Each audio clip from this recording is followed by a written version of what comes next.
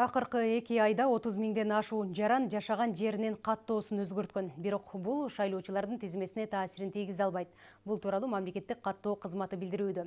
Белгилүү болгондой 12 апрелде Ош, Токмок, Каракол, Балыкчы жана Майлы суу шаарларында, ошондой эле 25 айылдык аймакта жергиликтүү кеңешке шайлоо болот.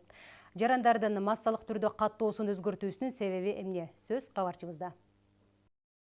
Жергиликтүү кеңештин депутаттарын шайлоо өтө турган 5 шаарда калктын каттоодон өтүү тенденциясынын өсүүсү февралдын башында байкалган. Бул убакыт аралыгында Ош, Токмок жана Каракол шаарларына жарандар массалык түрдө каттала баштаган. Алсак Ош шаарында жыл башынан 13 февралга чейин жашы 18ден ашкан 35.895 адам учетко турган. Белгилей кетсек, мамлекеттик каттоо кызматы мыйзам боюнча адамдардын жашаган жеринин каттоосун алмаштырууга чек кое албайт. Ошентсе дагы кырдаалды териштирүү үчүн аталган мекеме кызматтык иликтөө баштады. Ошондой эле көрүнүш Каракол шаарында да бар, Токмок шаарында да ошондой өсүү көрүнүшү бар.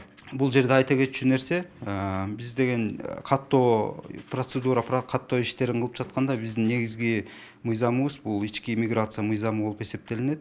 Ошол мыйзамдын негизги принципи бул ошо калктын конституция менен берилген укуктарын камсыздап берүү да. Бул жашоо жерин тандоо, республика боюнча кеңири эркин көчүп жашоо жерин тандоого норма бар да ушундай. Бул факт боюнча Ош шаардык ички иштер башкармалыгы тарабынан дагы кылмыш жаза кодексинин шайлоочулардын добушун сатып алуу беренеси боюнча кылмыштардын жана жоруктардын бирдиктүү реестрине катталып, сотко чейинки өндүрүш иштери башталды. Ошол эле убакта прокуратура органдары тарабынан жергиликтүү кеңештерге шайлоодо мыйзамдуулуктун сакталышы боюнча мониторинг жүргүзүлүүдө.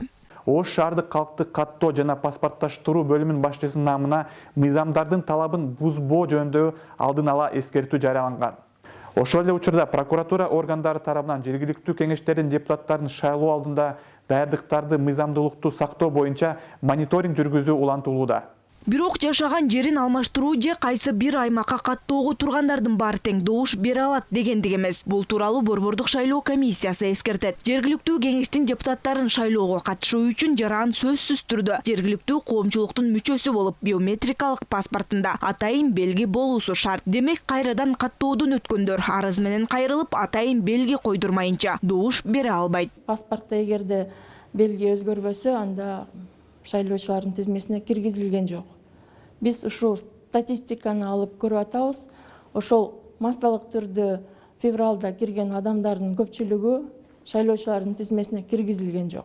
Добуш берүүчүлөрдүн алдын ала тизмесин тактоодо 2017 жылдагы президенттик шайлоого караганда шайлоочулардын саны бир кыйла кыскарган. Ага калктын табыгый азайышы, ички жана сырткы миграция себеп. Салыштырып көрөлү.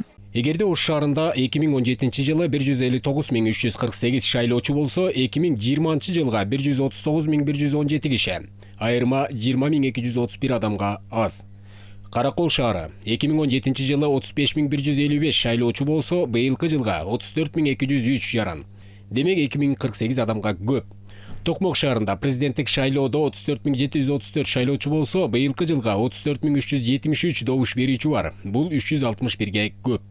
Балыкчы шаарында шайлоочулардын саны 2017 жылы 26.018 адам, ал эми 2020 жылга 28.108 киши. Демек 2090 кишиге аз.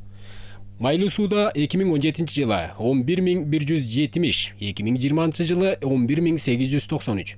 Бул мурдага караганда 723 адамга аз.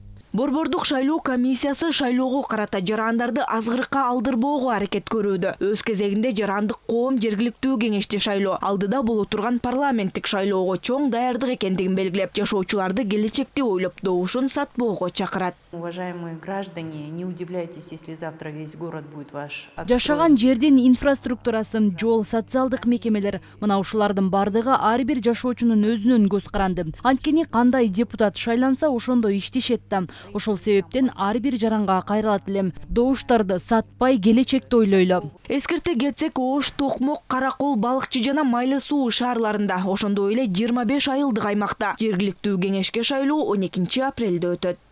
Бактыгүл Султанбек кызы, Бакыт Кыязов, ЛТР, Бишкек.